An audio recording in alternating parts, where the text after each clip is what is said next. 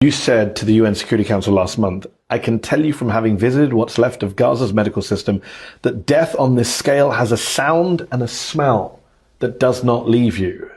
There's a memory of your trip to Gaza, and you go all over the place. I know you've been to Ukraine, you're heading to the DRC, you've been to Afghanistan, but does that memory of your trip to Gaza in particular, does it still torment you, I wonder, haunt you? It's a pretty, when I heard you say that, I watched you speak at the Security Council, a smell that does not leave you.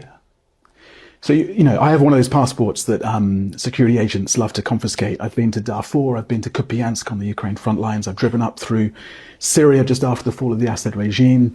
I've just been in Kandahar, Kabul, Kunduz in Afghanistan. I was in Mandalay just after the earthquake. Nothing was as bad as going to Gaza. And it is that smell and that sound of death on this scale and trauma on this scale.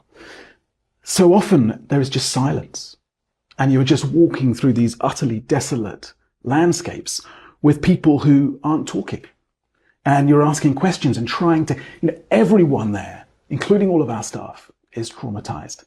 And so, yes, you do carry that with you. I think about it every single day. I've started therapy myself because I think that it's important that we find ways to deal with these experiences. Because of your job in general or because of Gaza? Because of my job in general, but particularly because of experiences like going to Gaza and seeing death on that. Being with people who have lost everything, including all of their children, sitting with a grandmother who basically watched her kid die in front of her from a sniper attack and bleed out on the road, and nurses get shot as they came to help her. So, look, my experience is nothing like being someone living in Gaza, of course, or living in Darfur, or living in Afghanistan right now. But it's a heavy responsibility because you feel the obligation to share that story because you can't get in. Not just you, Mehdi, but the international media are not allowed in to cover this. Palestinian journalists inside Gaza are being killed in large numbers. And so we do feel this responsibility, this obligation to share these stories.